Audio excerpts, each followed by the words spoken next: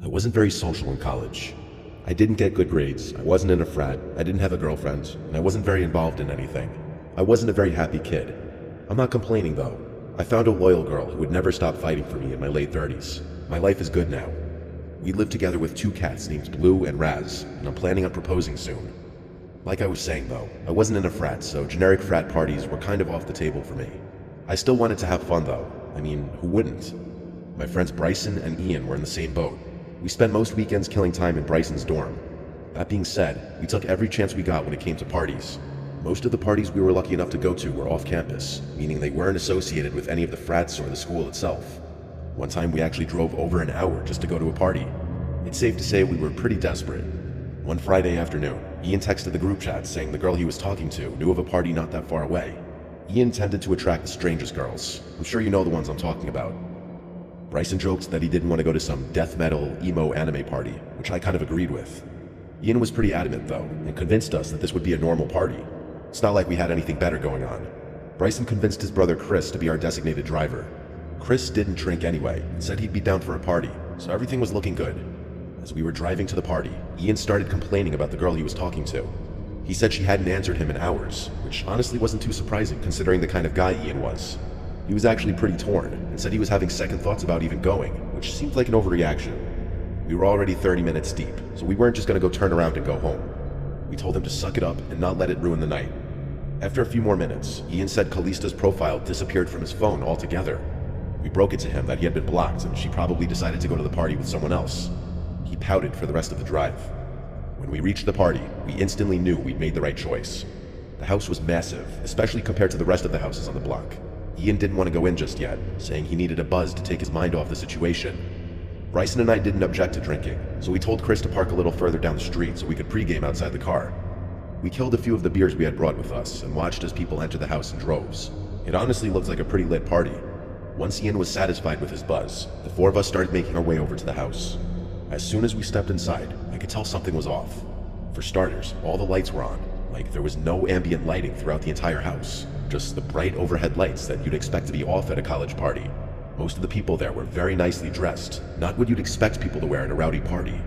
The scene looked more like a fancy dinner party than anything else, but maybe that's what it was. After all, we didn't really have any details about what we were walking into. We didn't look too out of place, but the clothing differences were definitely noticeable. The music was also bizarre. They weren't playing trap or hip-hop or any of the usual party music. Instead, they were playing some kind of ethereal, almost druggy music. I'm not really sure what genre it was or how to describe it, but none of the songs had any words, just instruments. I guess it wasn't bad per se, but it was odd. My friends and I looked at each other, trying to make sense of what was going on. We drilled Ian for details, but he said he was just as clueless as we were. The four of us walked around a little, exploring the house. There was alcohol everywhere, so we helped ourselves. A few minutes in, I started noticing people catching my eye and then immediately looking away. It was actually so apparent that I started wondering if there was something in my teeth. I figured I was just getting looks because of what I was wearing, which did make sense to me at the time. The four of us were honestly having a good time, despite the weird atmosphere. Actually, I take that back. Chris was pretty bored and said he was going to go smoke in his car. We figured it was because he didn't have a drop of alcohol in him. A few minutes after he left, a group of girls approached us. We definitely weren't super confident, so getting approached was a new thing. The three of them started flirting with us almost immediately, like it wasn't even subtle. They joked about an entrance fee, which I thought was funny until I saw that they were being serious. They were holding a bottle of tequila, which we definitely weren't going to turn down. Without much thought, not wanting to appear uncool, we swigged the bottle. After that point, the six of us stuck together, drinking, talking, and occasionally dancing. It was going really well. At one point, I noticed a weird mark on Tina's neck. It was a short but solid green line that looked like it had been drawn on in Sharpie. The line was pretty thin, and I probably wouldn't have noticed it had I not been standing so close to her. I debated asking her about it, but decided against it to avoid potentially offending her. It might have been a birthmark or something like that. Once I had seen it though, I couldn't unsee it. It just looked so unnatural, and green of all colors. Who wears green makeup? It couldn't have been a makeup smear. I decided to let it go and continued flirting with her, wondering where things would end up. Eventually, I saw Bryson and the girl he was with begin to wander off upstairs, which I was happy about. Pretty soon afterwards, I noticed Ian and his girl also walking towards the stairs. I was nervous to ask Tina anything suggestive because I didn't want to mess anything up. Despite the alcohol, I could feel myself getting really anxious and sweaty, so I told Tina I was going to the bathroom and that I'd be right back. The only bathroom I could find was occupied, so I stood outside the door and waited. Eventually, the door opened, and a really tall, older-looking guy wearing a white button-down and linen pants stepped out. I rushed into the bathroom, and he bumped into me. I turned around and kind of expected him to apologize, but he just stood there, staring at me. It was the strangest thing. He just stood there with this blank look, sizing me up. I was about to say something when I noticed what was on his neck. The same green line I had seen on Tina. It was literally identical. Against my better judgment, I asked him what his problem was. He smirked and shook his head before saying, "Who invited you?" Not knowing how to answer that, I blurted out Callista, the girl that had stood up Ian. He chuckled and looked up, like he knew who I was talking about. He looked back at me, his smile completely gone now. In a low voice, he repeated her name before gesturing around the party. "Do you see Callista here?" I didn't know how to respond to that, so I just slammed the door in his face, wondering what the hell had just happened. I couldn't get over what he said or that green mark on his neck. Part of me regretted not asking him more questions about what the hell was going on. I left the bathroom, looking for him. I walked past more people that eyed me up like I didn't belong. I didn't care though. I was gonna find my friends and drag them out of here. While wandering around the party, I couldn't stop thinking about that green mark. I started looking closely at people's necks, trying to see if anyone else had a mark on their neck. And to my horror, I actually saw 2 more people with the green lines on their necks. They were all the same color, same length, same thickness, same everything. It was freaky. I kept looking for that guy, all the while analyzing people's necks. Most people weren't marked up, but I kept catching glimpses of green lines on various people's necks. I was starting to freak out, so I made my way to the stairs, looking for my friends. Thankfully, as I was walking up the stairs, Bryson and Ian were walking down. I urged the 2 of them to follow me, and I brought them to an empty hallway so we could talk. I briefly told them about my theory and said we had to leave immediately. They burst out laughing and told me I was just drunk. Bryson told me I was just jealous because they had hooked up and I didn't. I asked him where his girl had gone, and he told me she had instructed him to meet back upstairs in 20 minutes. Ian said his girl told him the same thing. There was no reasoning with these 2. They were riding the high of a hookup. I told them to follow me and that I'd prove that people had strange marks on their necks, but they weren't budging. Just when I was about to give up, Ian turned to the side. What I saw was actually horrifying. There was a thin line on his neck, only this one was red, not green. I practically screamed at him, which actually got them to listen to me. I then inspected Bryson's neck, and there was a red mark on his too.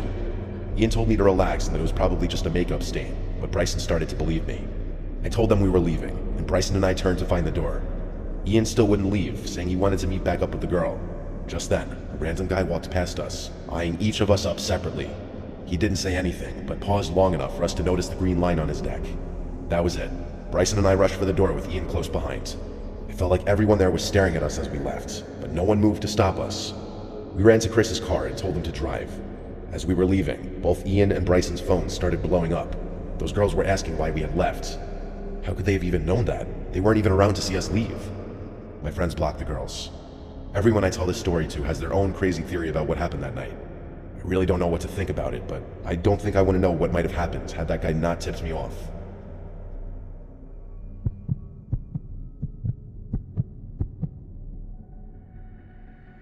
I'm a graduate student studying civil engineering at Purdue University. I actually started a few months ago. I was in a good place, all things considered. Classes were going well, I made a couple friends, and the apartment I found was decently priced. The landlord was pretty sketchy though. I had a car and lived pretty far away from campus, but I liked driving. The only downside, it was a sketchy part of town, but I didn't care much about that. I'm a guy in my mid-20s, so I figured I could handle myself. Yeah, things were a little boring, but I was there for a degree and not a party. Everything was pretty normal, until the day my backpack got stolen. I had left it on a table in a random hall to go to the bathroom like an idiot. By the time I got back, it was gone. Of course, that specific lecture hall didn't have cameras, so there was literally nothing I could do. I was more annoyed than anything. My wallet, keys, and laptop were in there. I had to cancel my cards and get new ones, report my keys missing to the landlord, and start looking for a replacement laptop. It was a whole thing. It sucked, but things happened. It wasn't until a few days later that I realized the situation was 1,000 times worse than I had anticipated.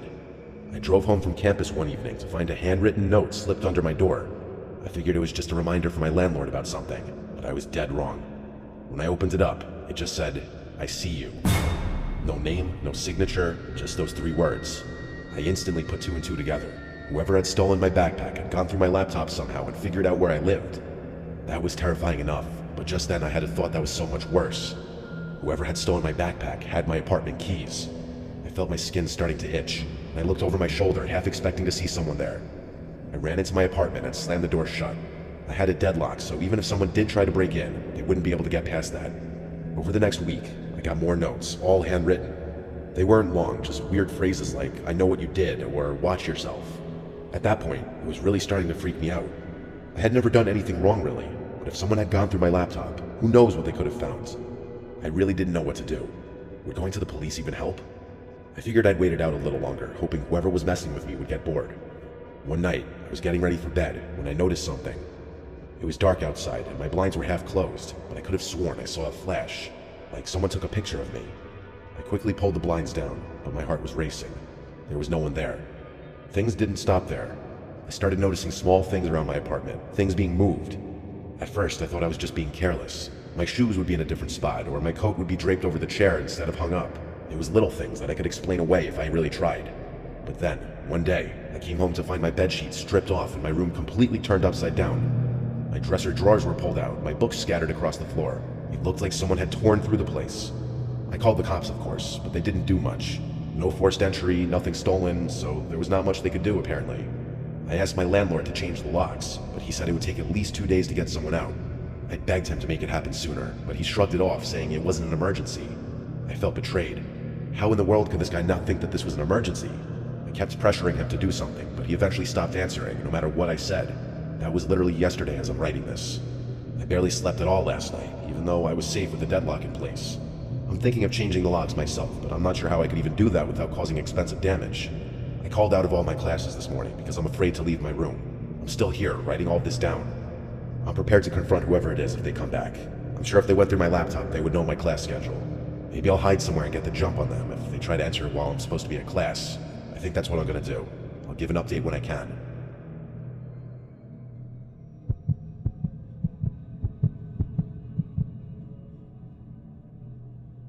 I've been having an ongoing issue that I can't keep to myself anymore. I had just broken up with my boyfriend of 2 years, Ben. It wasn't a bad breakup, but it wasn't great either. We'd been arguing for months, and it was obvious things weren't going to work out. So when we finally ended things, I thought it was for the best. I blocked him on everything, and that was that. I go to Temple University, and I live in this small apartment near campus. It's on the second floor of an older building, which means I can hear pretty much everything going on outside. A few days after the breakup, I started hearing strange noises at night. Not like regular city sounds, these were different. Footsteps, quiet shuffling, like someone was just outside my window. At first, I figured it was just my mind playing tricks on me. Eventually, though, I came to terms that it was probably my ex.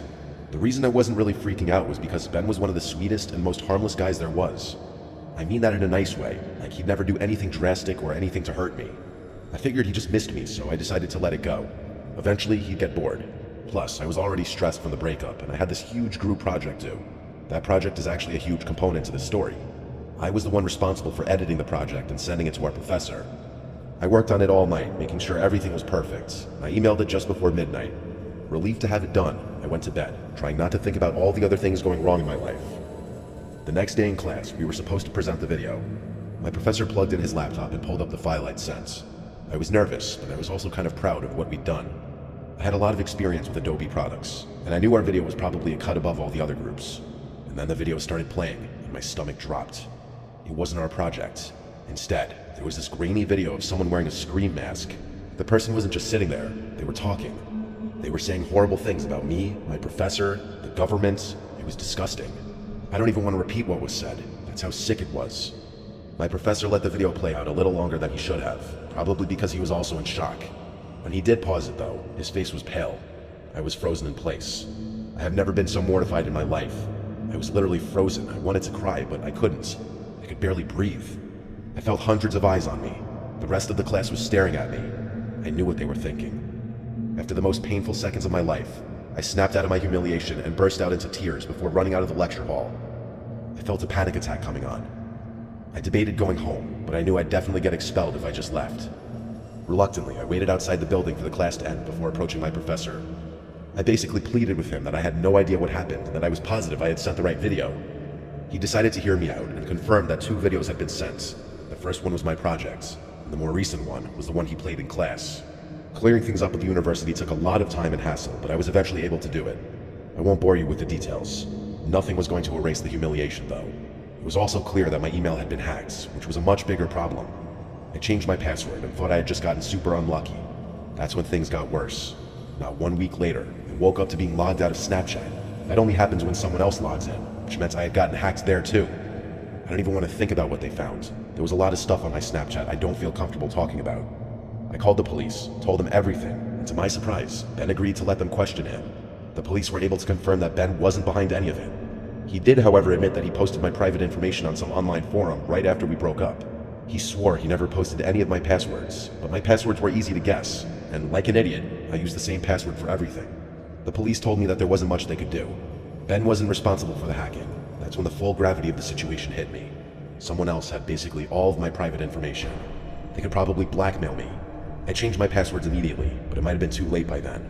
A few weeks went by and nothing happened. My best guess is that whoever was tormenting me realized I had gotten the police involved and didn't want to risk being caught. I thought that was the end of it. Of course, it wasn't. One day, some random person added me on Snapchat, which wasn't too unusual. When I added them back though, they started sending me pictures of me. I'm sure you can guess the types of things they were sending. I blocked them before they could threaten me, which I'm sure they were about to do. I burst into tears. I've never felt more helpless in my life. For about a week, random profiles would add me on Snapchat.